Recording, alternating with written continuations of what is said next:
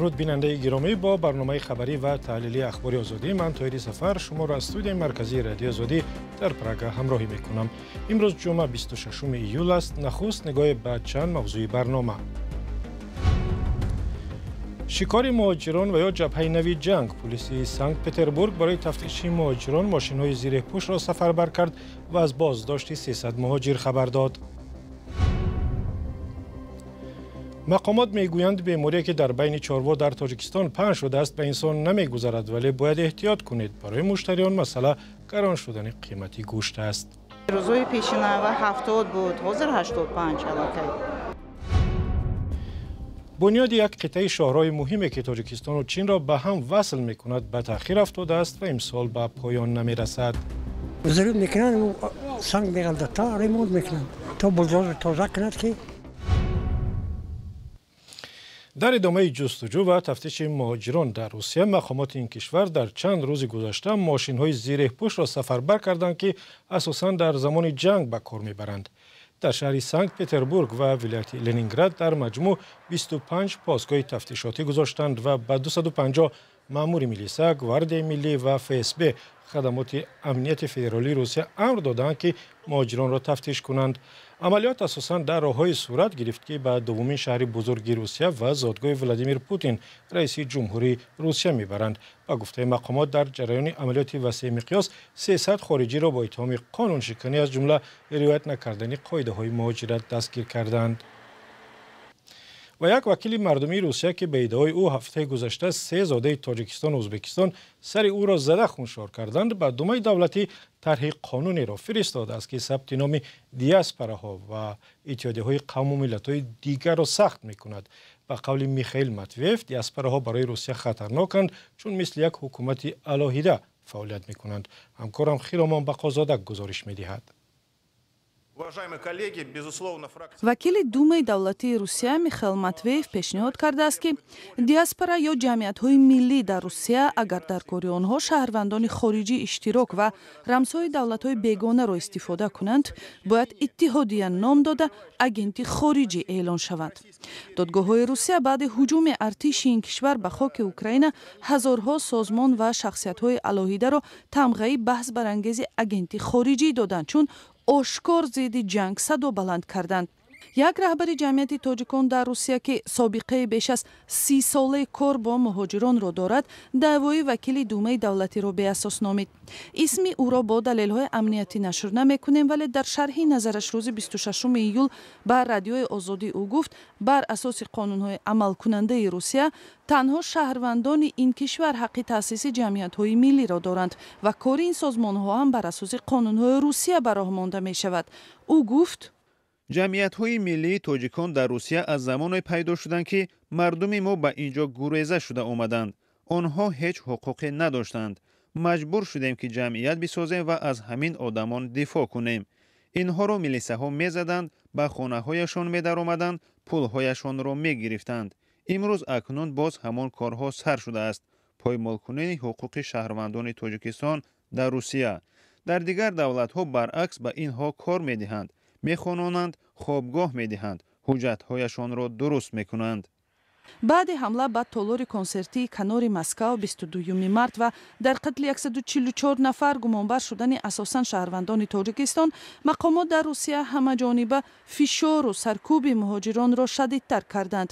аксар ташаббусҳои нав барои маҳдуд кардани шароити будубоши коргарони хориҷӣ дар Русия бо меъёрҳои ҳуқуқи инсон дар ихтилоф аст. дар авҷи буҳрони саркӯбҳои муҳоҷирон моҳҳои апрел ва майи имсол, вазоратҳои корҳои хориҷӣ ва муҳоҷирати Тоҷикистон аз шаҳрвандон даъват карданд ки муваққатан ба Русия нараванд. و در تاجیکستان وزارت معارف اعتراف کرد که هنوز هم ده‌ها مکتب و مؤسسه‌های تعلیمی به قدر کافی آموزگار ندارند و بچه‌ها گاه به جای درس در بیرون می‌گردند. و قول وزیر معارف، تاجیکستان محتاج بیشتر از 2500 آموزگار است که بعد به فرزندان مردم درس زبان، ادبیات، ریاضی و فیزیک و فن‌های دیگر بیاموزند. علیشیر ظریفی و امیر سویف در نشست خبری وزارت معارف بودند و گزارش آنها را همراه می‌بینیم. با اطلاع رهبریت وزارت معارف و علم تاجیکستان بیش از 2600 معلم در مکتب‌های تحصیلات میانه عمومی نمی‌رسد و کمبود آموزگار همون مسئله داغ ساحه باقی میماند. در مؤسسه‌های تحصیلات میانه عمومی جمهوری تاجیکستان قریب 128,000 آموزگار فعالیت میکنند. از همین شماره تقریبا 70% از زنان تشکیل میکنند. اینجا پوشیده‌اش نیست و بسیارش کادرهای جوان هستند. من همینجا خدمتتون خلاصه کردم. میشود حالتایی که مثلا برای نگاهبین کودک میرود، هست هفته است، هست نفری که 30 سال نفقه میرود. وزارت معارف و علم با هدف برطرف نمودن این مشکل امسال بیشتر از 2000 دانشجوی کورس‌های بالایی را برای کار در مکتب‌ها جلب کردند. برخی آموزگاران معاش کم و نبود شرایط مساعد را سبب اصلی خودداری از کار آموزگاری می‌نامند. چنین مشکل را آگاهان نیز تصدیق می‌کنند. وضع اجتماعی معلم را تا به نکنه این مشکل حل نمی‌شود. شرمنده هم هستیم در 30 سال استقلالیت نتوانستیم که مکتب‌های همگانی را با معلم تامین کنیم. معاش میانه یک آموزگار در تاجیکستان از 1200 تا 1500 سومانی می باشد. در وزارت معارف گفتند آموزگاران از امتیازهای برخوردارند. خرج‌های دولت‌گذار برای پیشبرد زندگی بعد توی این درس‌های روان یا خرید کردن ضرر است که جای زمین از جانبی مقامات اجرایی حکومت دولتی با آموزگارانی که نیاز به در نزدیک همدیگه دارند داده می‌شود و طبق معلوماتی که امروز داریم درس‌های روان زیاده از 140 نفر رابطه‌های زمین نزدیک همدیگه تامین کردند. چند از آموزگاران که نخواستند آشکارا از وجود مشکل کارشون صحبت کنند در صحبت‌های بدون ثبت تاکید نمودند که از هیچ گونه امتیاز برخوردار نشدند. برخی دیگر برای جلب آموزگاران به مکتب امتیازهای نامبر کرده وزارت معارف را ناکافی می‌حسابند. خب مثلا که زمین جدا میکنه بسیارش در کاغذ است. خیلی معلمان جوان شکایت میکنند که البته در بعضی جا زمین هم نیست. نارسایی معلم در حال است که امسال بیش از 13000 نفر در مکاتب عالی کشور رویه آموزگاری را ختم میکنند. در تاجیکستان در چند روز گذشته قیمت گوشت بالا رفته است و مقامات میگویند سببیان خروج بیماری نیست که در بین چاروای کلان به خصوص گاوها پنهان شده است. به قول مقامات اگرچه سیرت بیماری التهاب پوست به چاروا میتواند یک سبب بالا رفتن قیمت گوشت باشد، از طرف دیگر افزودن تقاضا به گوشت در میان مردم قصاب‌ها و مغازه‌ها را مجبور کرده است گوشت را گرانتر بفروشند. علیشیر ظریفی گزارش می‌دهد.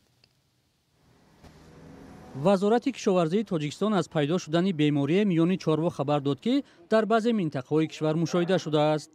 این بیماری التهاب پوست بوده به چاروای کلان خروج کرده است. در وزارت کشاورزی گفتند معلومات درباره این بیماری را از آژانسی امنیت عضوقواری دسترس نمودند. یگانه خود بیماری که اهالی کشور را به تشویش آورده است این التهاب پوست درماتیت پوستی چارو می باشد که بیماری ویروس است، لیکن علاقه نسبت این کوربه رفته شده است.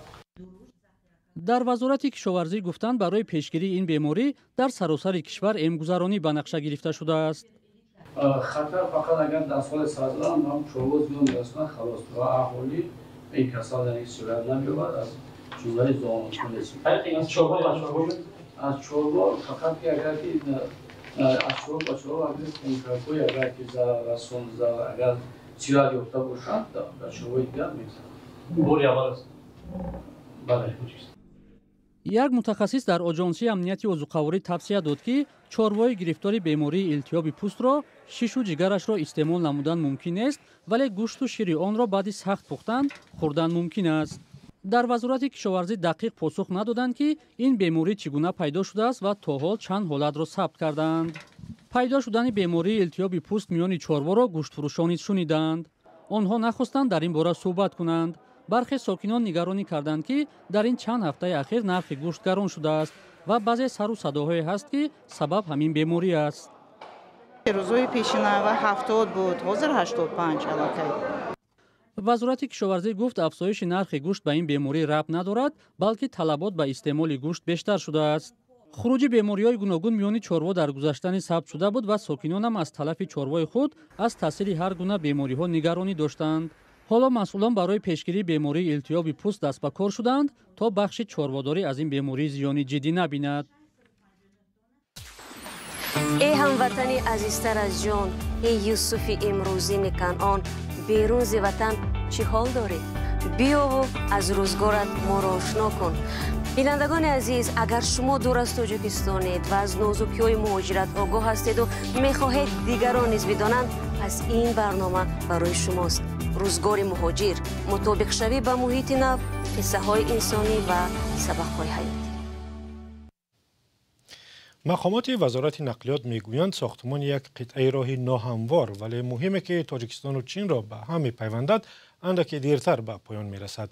راهی که از پایتخت تاجیکستان دوشنبه آغاز یافته و تا به قلمه چین میرود یک راهی است که هر سال هزاران تن مال و محصولات از طریق آن به تاجیکستان میآید و یا برعکس به چین هم میرود. اما قطعه‌های از این راه فرسوده و ناهموارند و سبب فلاکت‌های زیاد هم شدند. برات یوسفی در این باره بیشتر می‌داند.